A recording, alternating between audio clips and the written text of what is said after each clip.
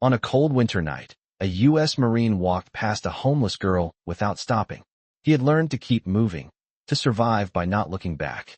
But his K9 suddenly froze, refusing to take another step. What the Marine didn't know was that God was about to answer a prayer spoken 12 years ago. A prayer whispered in fear. A prayer believed to be lost.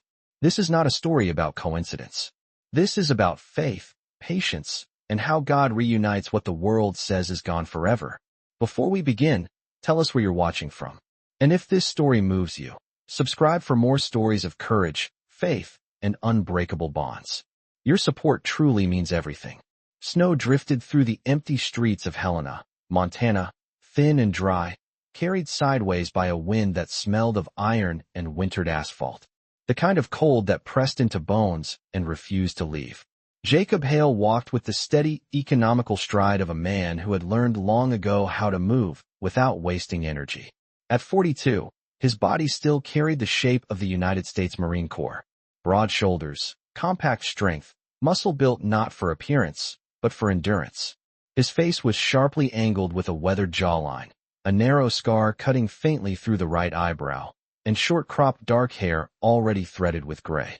A trimmed beard shadowed his cheeks, kept not for style, but because shaving every morning had stopped feeling necessary years ago.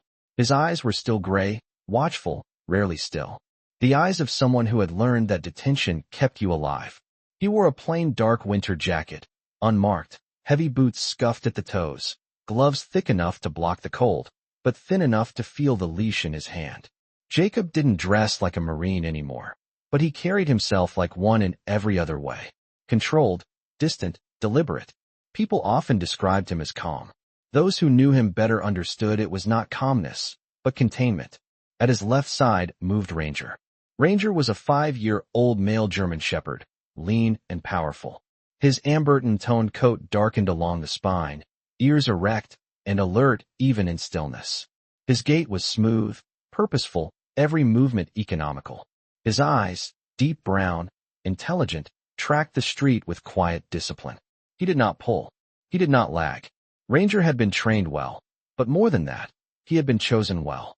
He was not impulsive, not nervous. He was thoughtful in the way only certain working dogs were, as if he processed the world before reacting to it. Jacob trusted Ranger more than he trusted most people. They had just finished assisting local police with a late-night welfare check on the edge of town. Nothing dramatic, no rescue, no headlines, just another quiet confirmation that the world continued to hold more loneliness than solutions. Jacob liked those kinds of nights. Predictable, contained, nights that did not ask him to feel anything beyond what was necessary. They turned onto a side street that ran parallel to the old rail line where the street lights were spaced too far apart and half of them flickered.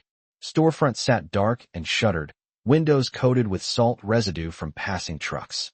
The city felt hollow here, like a place people moved through but didn't stay. That was when Ranger stopped.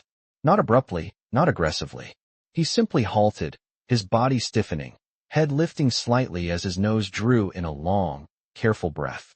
His ears angled forward, not in alarm, but in focus. He didn't bark. He didn't growl. He didn't strain against the leash. He just stopped. Jacob took one more step before the path. The tension in the leash registered. His arm reacted before his mind did, giving a short corrective tug, the kind that usually brought immediate compliance. "Heel," he said quietly, his voice low, even carrying no frustration. Ranger did not move. Jacob frowned, more confused than irritated. Ranger had ignored commands before, rarely, but only when there was immediate danger or a conflicting directive. This was neither. The street was empty. Quiet still. "Ranger," Jacob repeated, firmer now. Nothing. The dog's posture had changed subtly.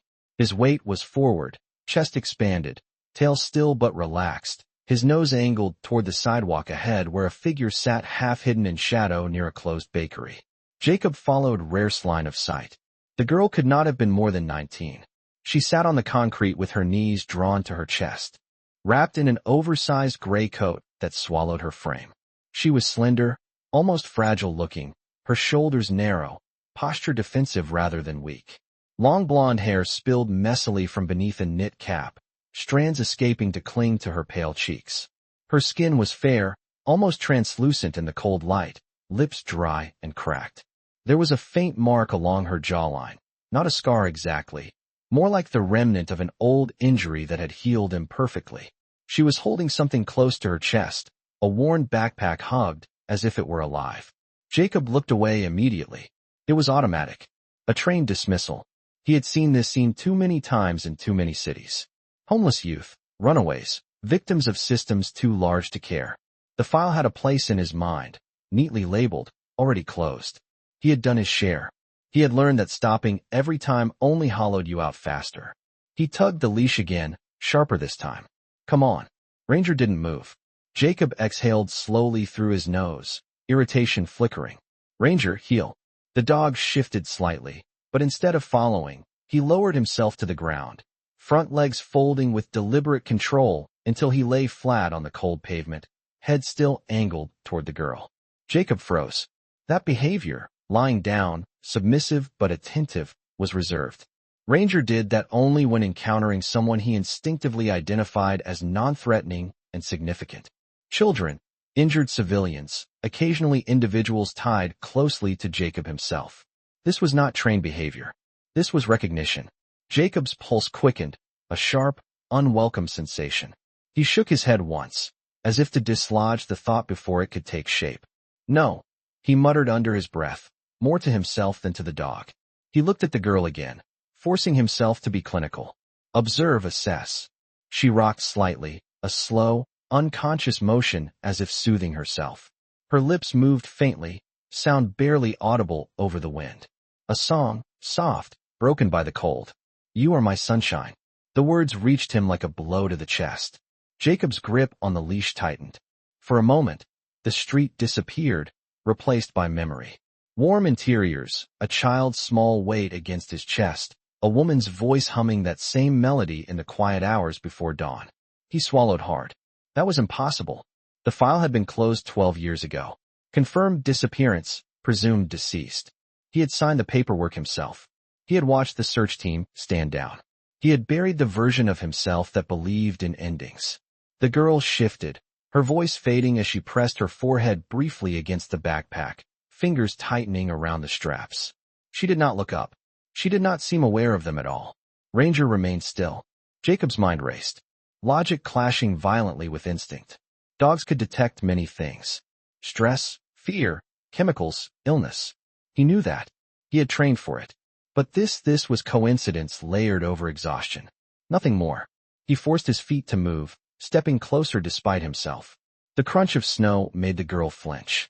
Her head lifted slightly, eyes flicking toward him, then dropping again just as quickly. Her gaze had been empty, unfocused, like someone looking through fog. Jacob stopped a few feet away. Up close, he could see how young she really was. The hollowness beneath her eyes, the tension in her shoulders. She smelled faintly of cold fabric and old soap. Nothing familiar, nothing definitive. Rare snows lifted, and Ranger, unmoving at his side, had already chosen. Jacob did not speak to her right away.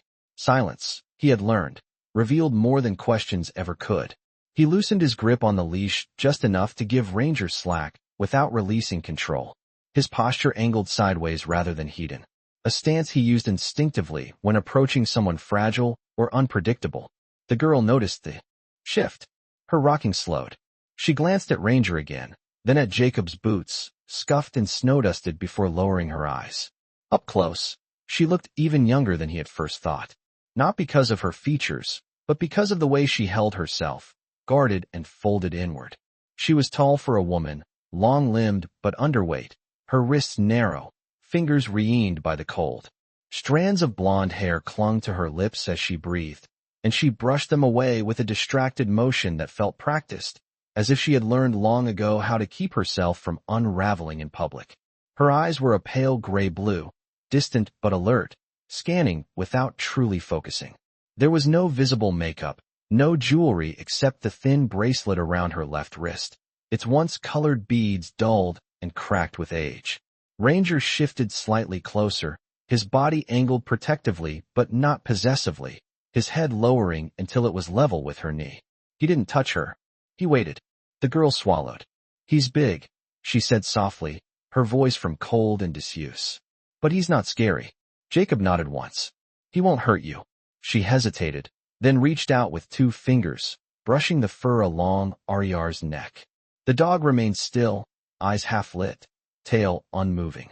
Her breath caught at the contact, not in fear, but in recognition she could not explain. "What's his name?" she asked. "Ranger." She smiled faintly, a small uncertain curve of the lips. "That fits." Jacob watched her closely. There were patterns in the way people spoke when they were grounded in reality versus when they drifted. She was here, present, damaged, yes, but not lost in delusion that mattered. "And yours?" he asked, keeping his tone neutral. She cold. Jacob guided Leah to a small table near the wall. Ranger laid down beside her chair without prompting. His body pressed lightly against her shin. She didn't pull away. As the coffee arrived, steam curling upward, Leah wrapped her hands around the cup as if afraid it might disappear. She took a careful sip, then another, her shoulders relaxing incrementally with each breath. Jacob watched her over the rim of his own cup. He noted the way her eyes lingered on Ranger, the way her fingers traced the edge of the bracelet absent-mindedly. He didn't ask about it yet. Instead, he asked, "How long have you been on your own?" She shrugged. "And while I move around. It's easier that way." "Do you remember where you came from?" Her gaze dropped. "Not really. I remember pieces, sounds, cold, someone singing." Jacob's jaw tightened. She glanced up, catching his expression, and frowned. "I'm sorry. Did I say something wrong?" "No," he said quickly. "You didn't." Silence settled again, heavier now, but not hostile. Leah studied him openly for the first time, her eyes tracing the lines of his face, the scar at his brow, the rigid set of his shoulders. "You're military," she said. "Yes, you don't talk like the cops," she added. "You listen more." Jacob gave a small humorless smile. That came later. Ranger shifted, resting his chin briefly on her foot. Leah inhaled sharply, then laughed under her breath, surprised. "He does that," she said. "Dogs always do." "Do what?" "Pick me." Jacob's chest tightened painfully. Outside, snow began to fall harder, the street lights blurring into soft halos. Inside the cafe, time slowed, stretching thin. Jacob knew he was standing at the edge of something irreversible. He didn't know yet whether stepping forward would save either of them or destroy what little balance they had left. Across the table, Leah traced the bracelet again, her thumb catching on one of the cracked beads.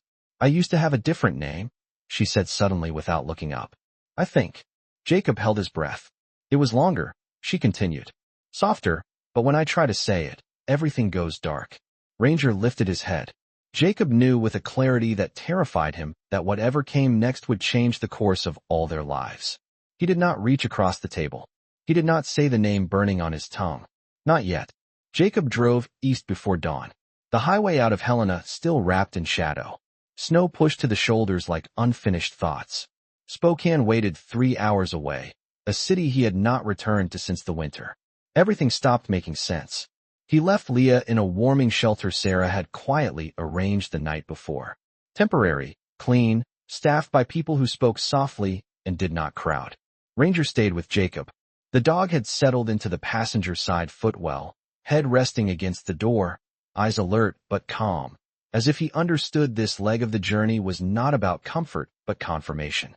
The county records building in Spokane sat squat and gray, concrete stained by decades of weather, its windows narrow and uninviting. Inside, the air smelled faintly of paper and disinfectant. Jacob moved through the corridors with the same restrained focus he used on operations, no hesitation, no wasted motion, though his chest felt tight in a way he could not attribute to exertion. He gave his name at the desk, his voice steady, and waited. When he was finally escorted into the records room, Ranger was asked to stay outside. Jacob complied, though the separation scraped at him more than it should have. The archivist assigned to him was a man in his late 50s named Thomas Keene. Tall and stooped with a receding hairline and wire-rimmed glasses perched precariously on his nose. Keene had the air of someone who had spent a lifetime among other people's tragedies. Courteous, careful, but emotionally armored, he spoke in a measured tone, as if every sentence were a ledger. "Entry. We keep cold cases in the back," he said, unlocking a metal cabinet. "Not many people ask for them anymore." Jacob nodded. He had not asked for years, either. The file was thinner than he remembered. That struck him first. A man expects weight from grief, expects it to occupy space. This one fit easily into Keen's hands. Photos clipped to the inside cover showed a crushed guardrail along an icy ravine, tire marks vanishing into snow, a child's boot recovered downstream. The report language was precise and restrained, heavy with words like presumed and likely. There was no line that said deceased. There never had been. Jacob's jaw tightened. Why wasn't that ever corrected? He asked quietly. Keen adjusted his glasses. It wasn't incorrect. It was inconclusive. Search was terminated due to conditions. Nobody recovered. We don't close cases like this. We archive them. Archive. Not close. The difference felt enormous. Now, Jacob turned the pages slowly.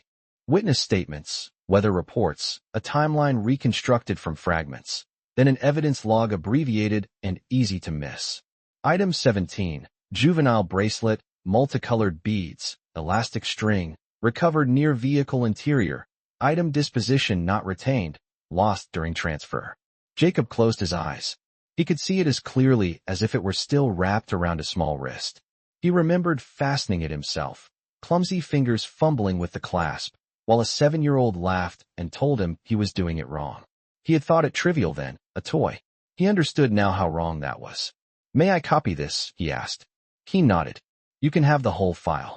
Outside, the sky had lightened to a pale, uncertain blue. Jacob sat on the steps with the file on his knees and breathed until the shaking in his hands stopped. The truth did not arrive like a revelation. It arrived like a correction, a line redrawn where it should have been all along. The case had never ended. He had ended it himself because continuing had been unbearable. He drove back toward Helena with the sun low and blinding.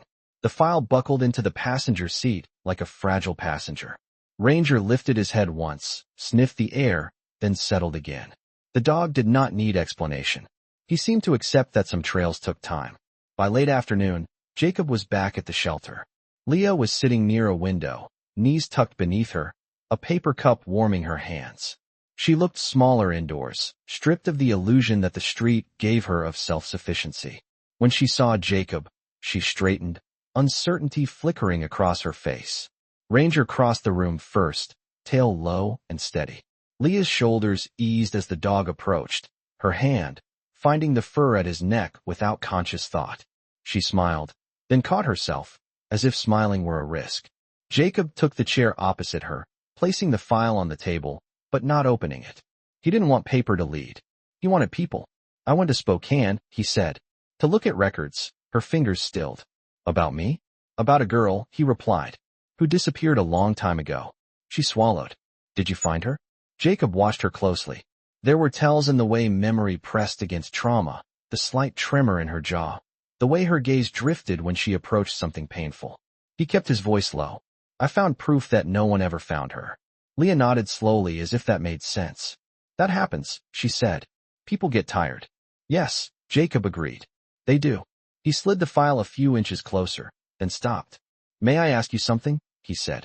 She hesitated, then nodded. Do you remember a river? Her breath caught. She looked away toward the window. Outside, snow had begun to fall again. Soft and deliberate. I remember water, she said. Cold loud. I don't remember falling. I remember holding on to something blue. Jacob's heart hammered. The boot. He did not say it. Do you remember a bracelet? He asked gently. She lifted her wrist without looking down. The motion automatic. The beads were dull now. Some cracked, the elastic frayed but intact. I don't know why I keep it, she said. If I take it off, I feel untethered. Jacob reached into the file and withdrew a photocopy of the evidence log, turning it so she could see the line item without the context that would overwhelm her. He pointed, not touching her. This was recorded the day the girl disappeared. He said, it matches. Leah stared at the page. Her breathing quickened, shallow and uneven. Ranger shifted closer, pressing his shoulder against her leg. She closed her eyes, writing out the surge. When she opened them again, they were wet, but focused. I used to have a different name, she said, the words tumbling out now, urgent. It comes to me when I'm half asleep. It feels like warmth and fear at the same time. Jacob did not interrupt. It was Emily, she whispered. I think Emily, but when I say it, My head hurts like I'm stealing it. The room seemed to tilt. Jacob's throat closed around the name he had carried like a shard for 12 years. He forced himself to breathe. You're not stealing anything, he said. Names don't belong to pain. She looked at him, then really looked, studying the lines at his eyes, the scar at his brow. You know that name? She said. It was not an accusation. It was recognition. I do, Jacob said. And I know where it came from. Silence stretched, fragile, and electric. Leah's hands trembled, then steadied as she rested them on Rare's back. If I am her, she said slowly, why don't I remember you? Jacob felt the question like a physical blow. He did not flinch. Because memory doesn't owe us anything, he said. And because what you survived rewired how your mind protects you. She nodded, absorbing this with a seriousness that belied her years. If I remember, she asked, will it hurt? Yes, Jacob said, and then it will hurt less. She considered him for a long moment. Then she exhaled a long, shaky breath. Don't tell me everything, she said. Not yet. Relief and fear collided inside him. I won't, he promised.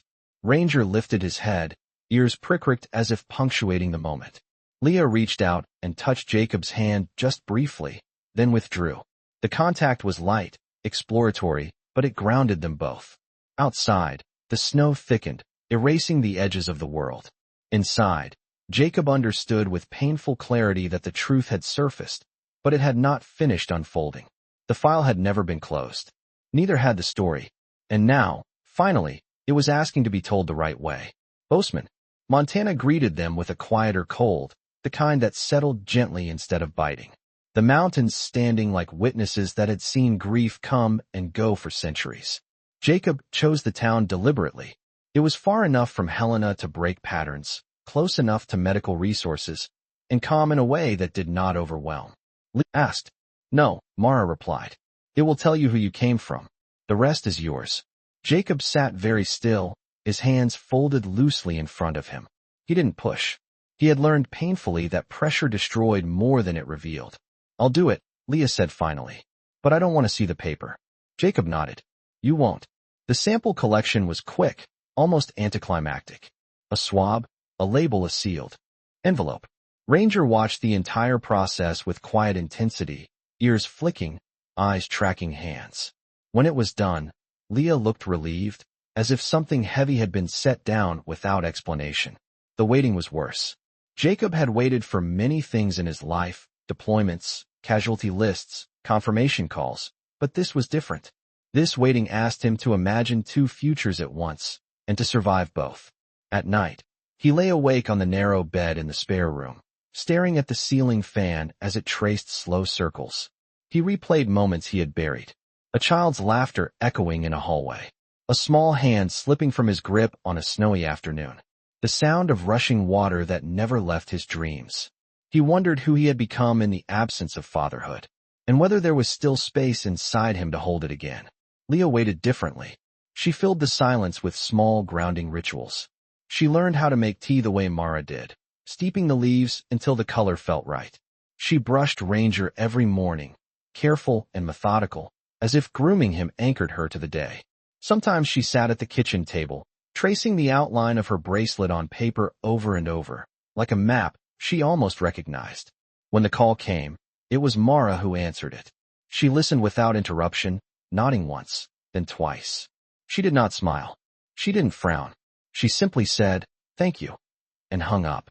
Jacob stood from the chair before she turned to face him. He knew he had known since the moment Ranger refused to move on a frozen street in Helena. Mara met his eyes. "It's a match," she said quietly. "Parent and child, no ambiguity." Jacob exhaled, a sound halfway between a breath and a collapse. He pressed his palms together, steadying himself, and nodded. "Thank you. What would you like to do next?" Mara asked. Jacob swallowed. "I want her to decide." They found Leah in the living room, sitting cross-legged on the rug with Rare's head in her lap. She looked up as they entered, her expression open, curious, but not afraid. Mara sat first, keeping her voice calm. The results came back. Leah's fingers tightened slightly in Rare's fur. "Okay. They confirmed that Jacob is your biological father."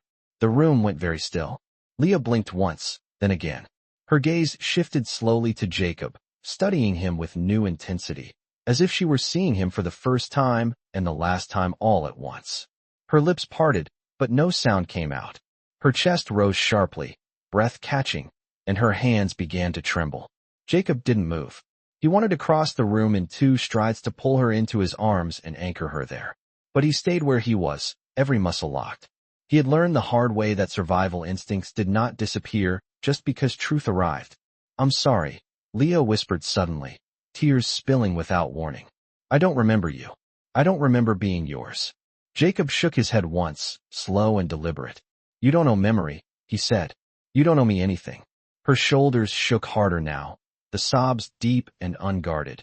She folded forward, pressing her face briefly into Ranger's neck. The dog responded immediately, shifting his weight, nudging her chest gently until she straightened enough to breathe. Then, with impeccable timing that would have been funny if it weren't so devastating, Ranger stood, wedged himself between Leah and Jacob, and sat down squarely, tail sweeping the rug. Leah let out a wet, surprised laugh through her tears. "He's blocking you." Jacob felt something crack inside his chest. A sound escaped him. Not quite a laugh, not quite a sob. "He does that," he said hoarsely. "He likes to manage situations." Leah wiped her face with the sleeve of her sweater, still smiling faintly. "I think he likes me." "He does," Jacob replied. "So do I." The words hung there, fragile but true. They did not embrace. Not yet. Leah reached out instead, her hand hovering uncertainly before resting briefly against Jacob's forearm. The contact was light, exploratory, as if testing the temperature of a future she was not ready to enter fully. Jacob did not move his arm. He let her decide when to pull away. Outside, the light shifted as clouds rolled in over the mountains. Inside, nothing was resolved, and yet everything had changed. The truth had arrived, not with tears that washed pain away, but with a quiet weight that demanded patience. And for the first time in 12 years, Jacob did not run from it.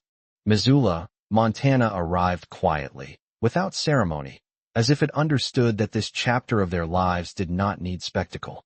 Spring had begun its slow work there. Snow retreating into the mountains, the Clark Fork River swollen with meltwater and moving steadily west, carrying pieces of winter away without looking back. Jacob chose Missoula not because it promised answers, but because it offered space, wide sidewalks, open skis, and a rhythm that did not rush the wounded. The apartment was modest, second floor, pale walls, and wide windows that let morning light spill in without asking permission. 2 bedrooms, a small kitchen that smelled faintly of pine cleaner, and new beginnings. Emily stood in the doorway the first night, backpack still slung over one shoulder, unsure whether setting it down meant something permanent. Jacob did not tell her to unpack. He had learned that ownership of space came best when it was chosen. Emily's days began slowly. She learned to wake without panic, her body no longer jolting at the sound of a car door or footsteps in the hall. Sleep came in stretches at first. 2 hours, then 4.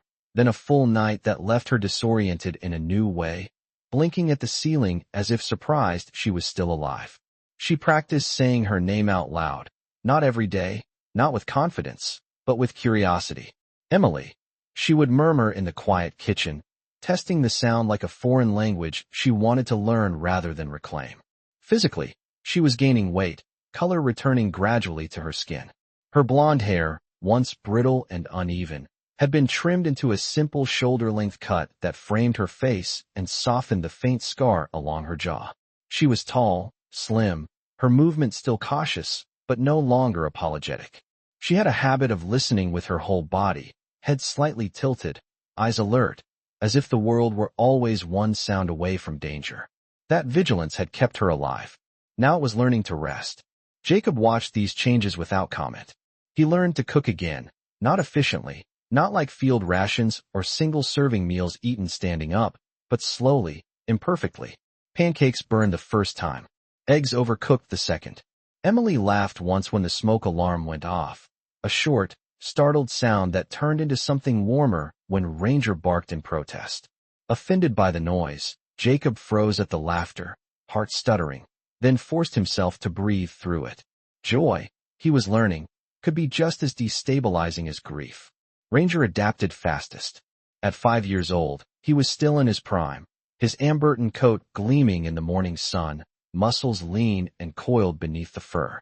He followed Emily everywhere at first, bathroom door, bedroom threshold, kitchen counter, until she finally crouched and pressed her forehead to his, whispering, "I'm okay." After that, he learned new distances, new permissions. He lay at her feet while she read on the couch. He slept just outside her door instead of inside. He accepted that she was no longer a crisis to be managed, but a person to be trusted. Jacob's learning curve was steeper. He had spent most of his adult life in environments where clarity came from command and control. Fatherhood, he was discovering, required a different kind of discipline. The restraint to not fix, to not instruct, to not ask questions simply because silence made him uncomfortable. When Emily startled at a dropped pan, his instinct was to reach for her shoulder. He stopped himself. When she went quiet during a walk, his instinct was to fill the space. He resisted. He learned to walk beside her without trying to lead. They began seeing Mara once a week in Missoula. Sessions held in a sunlit office that smelled of books and mint tea. Emily spoke more there, words emerging cautiously, not as confessions, but as observations. She talked about the years between, not in linear narratives, but in sensations, cold fingers, loud nights, kindness from strangers that felt temporary. She spoke about identity as something fluid, something that could be lost and rebuilt without betrayal. Jacob listened from the chair across the room, hands folded, eyes fixed on a knot in the wood floor, absorbing truths he could not change, but could finally witness. Outside therapy, life continued in small ways. Emily learned how to grocery shop without flinching at crowds. She learned that she preferred her coffee light and sweet, that she hated the sound of styrofoam, that she liked mornings best because they felt honest. Jacob learned that his daughter did not like to be surprised, that she needed warning before plans changed, that humor worked best when it was self-directed. He learned that she was observant, quietly sharp, and deeply kind in ways that did not demand recognition. One afternoon, Jacob brought home a used bicycle he had found at a local shop. Red paint chipped, tires newly replaced. He left it leaning against the wall without comment. Emily stared at it for a long time, then ran her fingers along the handlebars. "I don't remember learning," she said softly. "You don't have to," Jacob replied. "You can just ride." She did poorly at first, then better. Ranger trotted alongside her, ears flapping, convinced this was his idea. When she finally circled back, breathless and smiling, Jacob felt something inside him settle into place. Not healed, not fixed, but aligned. Spring deepened. The river ran high, brown, and fast, carrying branches and winter debris downstream. One morning, without planning it, they walked along the Clark Fork together. Emily held Rare's leash loosely, confident now, her stride longer, less guarded. Jacob walked beside her, hands in his pockets, shoulders relaxed in a way he had not known they could be. They didn't talk much. They did not need to. At one point, Emily stopped and watched the water for a long moment. "It keeps going," she said. "Even when it hits rocks." Jacob nodded. "Especially then." She glanced at him, something thoughtful in her expression. "I don't feel like I came back," she said. "I feel like I'm still going." Jacob swallowed, emotion pressing hard against his ribs. "That's exactly right," he said. Rangers sat between them, tail thumping once against the dirt. Satisfied with this assessment, they stood there longer than necessary, letting the sun warm their faces, letting the river speak for them. There were still appointments ahead, still paperwork, still memories that would surface at inconvenient times. None of that disappeared because a test confirmed biology or because a home existed now, but they were no longer walking alone. As they turned back toward the path, Emily reached out without looking and slipped her hand into Jacob's. He stiffened for half a second, then relaxed, fingers closing gently around hers. The contact was simple, unceremonious, and profoundly real. Behind them, the river carried winter away. Ahead of them, the path curved out of sight, and for the first time, Jacob understood that family was not the absence of loss, but the refusal to abandon one another again. Sometimes miracles don't arrive as thunder or light from the sky. Sometimes they come as a pause you didn't expect, a path you almost walked past, or a heart that refuses to move forward without looking back. If you believe in God, you may see this story as a reminder that He works quietly, patiently, and often through the smallest signs, through instinct, timing, and love that never truly disappears. What was lost was never forgotten. What was broken was never beyond his reach. In our daily lives, we rush. We follow routines. We learn how to survive by not stopping. But maybe the miracle you're waiting for is already there, asking you to slow down, to listen, to stay just a little longer. If this story touched your heart, please share it with someone who may need hope today. Leave a comment and tell us where you're watching from or what moment stayed with you the most. And if you believe in stories of healing, second chances, and quiet faith, don't forget to subscribe to the channel so we can continue walking these journeys together. May God bless you, protect you, and guide your steps. And may you never walk past the miracle meant for